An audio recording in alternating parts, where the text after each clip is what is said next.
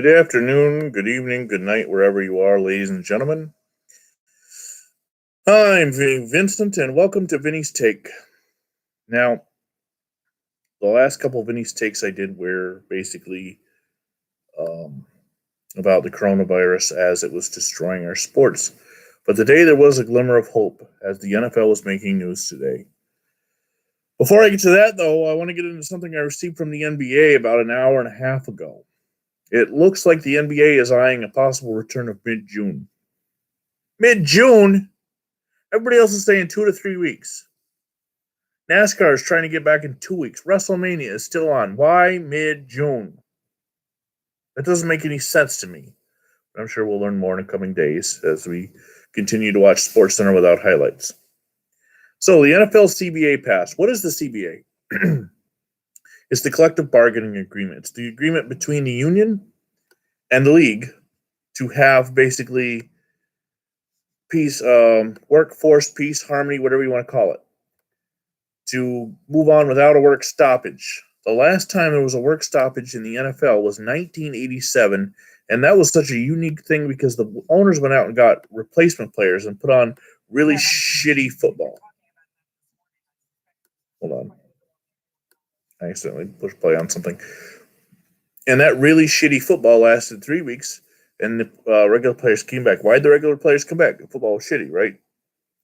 The regular players came back because eventually fans were starved so much for football that they would come back. Plus, the owners also saw that the product they were putting on the field was so bad they had to get the real players in. The stoppage in 1982 as well, where 9 weeks was lost, and then there was a work stoppage in the 70s where through the off season. In 2011, there was a lockout. That was the last time there was any kind of workforce discontent at all. And that we lost the Hall of Fame game. So this getting signed, this getting passed by roughly 50 votes. So very, very slim margin. But the big news is that some 500 players didn't even vote. So they gave away their right to even bitch about it. So if they don't like what they got, those 500 players, too bad. What does it do? Well, first of all, 17-game regular season. What they're going to do is they're going to cut the preseason down from 4 games to 3 and add in a 17th game, starting no sooner than 2021. The league has between 2021, so this year will be the regular 16 games with the bye week, 17th week. I don't think the bye is going to disappear. By hearing that they're adding taking away a preseason game, I think it's going to be an 18-game regular season with a bye. The other thing about this is that the NFL has only until 2023 to put this in. So if they aren't able to fit it in somehow by 2023, when the new broadcast contracts come up, then they won't be able to do it. But I bet you they'll get it in. The other add-on is a 7th playoff team on each conference, the AFC and NFC. Basically a third wild card. So you'll have your 4 division champions and 3 wild cards. One team will get a bye. So if it were to have happened this past season, Baltimore would have had the bye. Kansas City then would have hosted Pittsburgh as the 7th seed. And then the other 2 playoff games would have been the same. Basically, what you're getting is a triple header both for the wild card days, both Saturday and Sunday. So from 1 o'clock to 11 o'clock, you're going to have playoff football. So it's a win for the players, or it's a win for the fans. And the players weren't too upset about that. They were more upset about the 17th game. That's where the main part of contention was. So we're going to get more football. We're going to get a whole extra week of regular season plus 2 extra playoff games. With the uneven number of games, though, what will the 17th game be? The way the NFL season is structured now, it's a perfect structure. There's 32 teams, 2 conferences, the AFC and the NFC. And in each conference, there's 16 teams. So half the league is split between the 2 conferences. Within each conference, there's 4 divisions. So the 16 teams are spread about those 4 divisions, north, south, east, and west, perfectly, 4-4. When you structure your schedule, your 16 games, let's use the Buffalo Bills. So the Buffalo Bills will play the AFC East opponents, Miami, New England, and the New York Jets, two times apiece. That's 6 games, home and away. Then they will play a division from their conference, last year being the AFC North, Pittsburgh, Baltimore, Cleveland, Cincinnati, one time apiece. Now we're up to 10 games, 6 against the AFC East, 4 against the AFC North. They will also play a conference from the division from the other conference, the NFC, last year being the NFC East, Dallas, New York, Philadelphia, and Washington, one time apiece for another 4 games. So now we're up to 14 games. The final 2 games come from the other 2 interconference, the AFC West and South games, divisions that do not play the same finishing seed. So Buffalo finished second in 2018. They finished the second place team in the AFC South, the Houston Oilers, and the second place team in the AFC West, the Denver Broncos. I don't know if it was second or third, but those are the 2 teams they played for your 16 games. Next year, they'll rotate. Instead of playing the AFC North, I think they play the AFC West, or maybe it's the South. But they go on a 3-year rotation. And the teams they hosted this year, they will travel to in 3 years. With the NFC teams, they go on a 4-year rotation, East, North, South, West. So they played the NFC East this year. Next year, they'll play the NFC South, the NFC North, or the NFC West. And then they'll go on an 8-year rotation. Or say if they hosted Dallas this year, they travel to Dallas this year, they'll host Dallas in 4 years. So where does the 17th game come from? Well, NFL.com posted a story saying that this still has to be figured out. The likeliest solution right now seems to be the 17th game as a home game one season and the other conference getting the additional home game the next season. Other ideas have been tossed around, playing a 17th game internationally or at a neutral site, but nothing has been determined. I actually like the idea of the neutral site thing, especially with the London games taking away home games from teams, especially Jacksonville. And Jacksonville's going to be playing back-to-back London games this year. So you take that 17th game and put it in a neutral site, whether it's Mexico City, Great Britain, I don't know. Maybe in St. Louis, a city that doesn't have football anymore. Maybe you have a battle between the Rams and Cardinals in St. Louis. And then my suggestion would be, well, who do you get the 17th game from? A natural rivalry. Like the Major League Baseball has every year the Mets and Yankees play a series. Every year the Red Sox and Braves play a series. You have a natural rivalry from the other conference. The Jets and Giants, the Rams and Chargers. Now that rivalry could go on a rotation too. So maybe you're not going to get sick and tired of the Jets and Giants every year, especially the years they play. So maybe it's the Jets and Giants, the Giants and Patriots, the Giants and Bills. Teams they've played in the Super Bowl, perhaps, on some kind of rotation. And then the teams who've never made the Super Bowl, Detroit, Jacksonville, Cleveland, and Houston, maybe they play. Well, I guess Detroit would have to round about those 3 teams. But they've also played Cleveland in the NFL title way back in the 50s, so there's that. Maybe or you go on some kind of 16-year rotation. I don't really know. But something, because it's got to come from somewhere, right? They'll figure it out. They're smarter than I am. They don't wear masks. Now, how will league change during the life of this deal? Well, this deal goes for 10 years, so it means it ends in 2030, with the last work stoppage coming in 1987. That means over 50 years of labor peace amongst the NFL. That's a big deal. What else does it include? Well, it includes the relaxing of the laws for testing positive for THC or marijuana use. I'm not exactly sure how that's going to affect play or players, because a lot of differing opinions on what marijuana does. I'm not an expert. I've never smoked the stuff, so, yes, I am really this crazy putting a mask on without ever smoking. So, I'll leave that up to other experts. Some maybe I don't know, maybe people from Ridgemont High can tell you or whatever. I don't know. So anyway, that's the good news. That is the really good news. The NFL will have labor peace. We're going to move forward.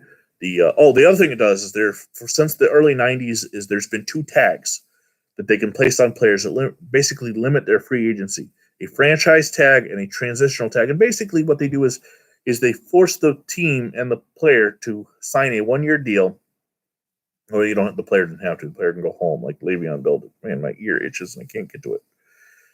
The player can go home and like Le'Veon Bell did and just not play. but it gives them a guaranteed amount of money based on the top earners of that position. So, like if Dak Prescott gets the transitional tag or the franchise tag put on him, then he has to earn an average of the top quarterbacks at his position. Now they eliminated the transitional tag, so that's gone. So now only there is the franchise tag. So a team like Dallas now has to decide: is Dak Prescott a franchise tag, or is whoever else's contract's up? I don't know. Ezekiel Elliott got a contract last year, but let's say he hadn't. They would have had to choose, meaning they'd have to force one to sign, and the other one could walk or negotiate his own deal. So that's big. The next thing is the minimum league minimums go up about $90,000 for the lowest tier. So if you're working the league minimum, which is something like $450,000 a year, I know. I mean, how did they live on that? They're now going to be over $500,000. So they'll struggle. They'll figure it out. Trust me. Okay, moving on. League calendar. So the deadline for not transitional, that's gone, to put the franchise tag on these players is 11:59 a.m. tomorrow. And so teams have got to make decisions based on that. Oh, and then the league calendar year starts in March, where unrestricted free agency can come. There's something tomorrow called a legal tampering period, where teams can start contacting, like Tom Brady, the Raiders and Buccaneers and whatnot. They can start calling him and actually having conversations, but nothing can be put pen to ink. Deals can be announced. Tom Brady can come out tomorrow. His people can say, we have signed with blah, blah, blah.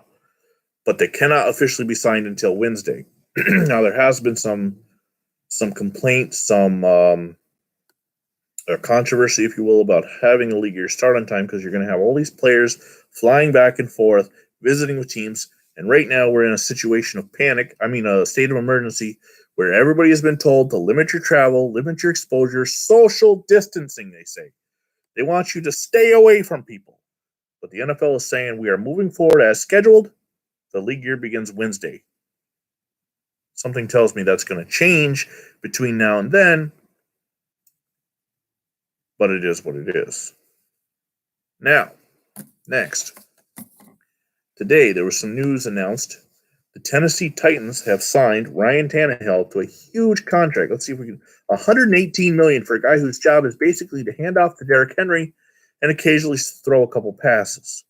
What a friggin' deal that was for a guy who basically was washed up after Miami, went to Tennessee to be the backup.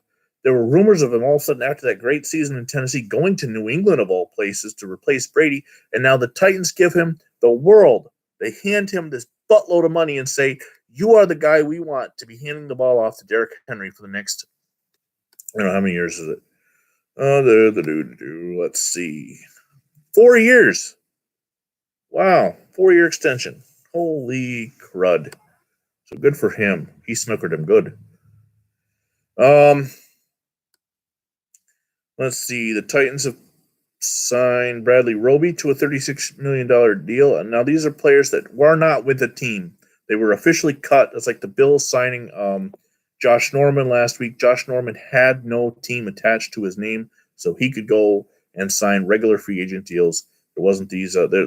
Like Tom Brady's contract doesn't end until Wednesday. That's why he can't go sign with anybody now. But Josh Norman was under contract. Washington had said, see ya, bye. They had cut him so he could go, and he signed with Buffalo. How do I feel about that? He's back with the coach where he had the most success.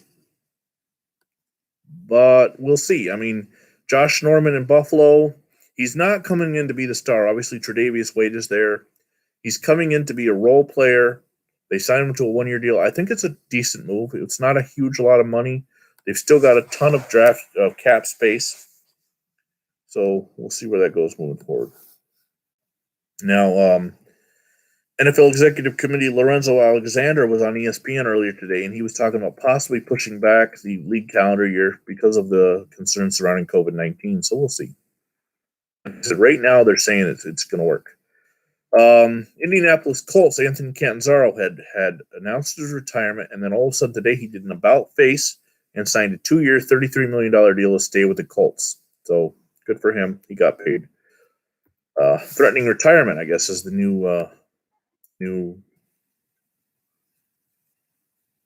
thing to do. Huge trade coming out of Jacksonville and Baltimore as Calais Campbell was traded to the Ravens for a fifth-round pick. So basically, the Ravens robbed the Jaguars in broad daylight, and they've got a new defensive end. That's huge for the Ravens.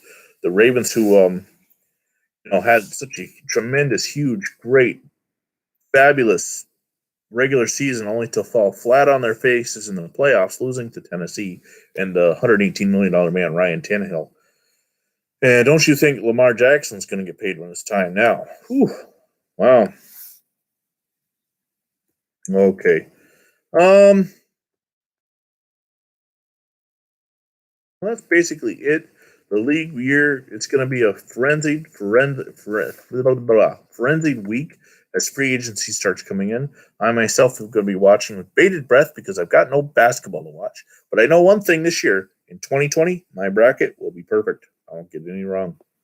So until next time, hello, hey, Soundwave, how you doing? You know what? I've got plenty of toilet paper because unlike others, I'm always stocked up on toilet paper. But yeah, our Walmarts are bare. Our grocery stores, everything. When they closed our schools for 5 weeks, so I got to thinking, well, we're good with daycare. They go to grandma and grandpa's house, but we had to go we weren't planning on lunches and stuff because they eat at school. So I ran to Stewart's to buy some SpaghettiOs, and when I pulled into Stewart's, 5 minutes after the announcement came across, the parking lot was empty. I was able to go in, get what I needed, bread, SpaghettiOs, and when I was leaving the cash register to head out, there were 8 cars in the parking lot of people thinking, okay, what do I need to do? How do I need to get ready for all this week? These next 5 weeks here in upstate New York with no school for the kids. I can't imagine. 30 years ago when I was in my son's in 5th grade, and 30 years ago when I was in 5th grade, I cannot imagine getting a 5-week vacation around my birthday because, yeah, my birthday's coming up. So just I always had my birthday off because of spring break, but can you imagine having a 5-week Vinny-cation? That would have been fantastic. So my kids are off. They're going to be going to grandma and grandpa's while I slough away at work. My wife and I, we both are necessary employees, healthcare and nuclear power plants. We can't leave. So anyway, that's it. I'm going to end this discussion now. We've talked about the league year. Thank you all for joining us. Sack to the Future tonight. It's me versus Terrors 89 as I take my defending Sack to the Future Super Bowl champion St. Louis Cardinals up against his Los Angeles Rams. That'll be at about 11:30 or so. And until then, I'm Vinny Vincent. God bless America. And don't willingly give up your rights.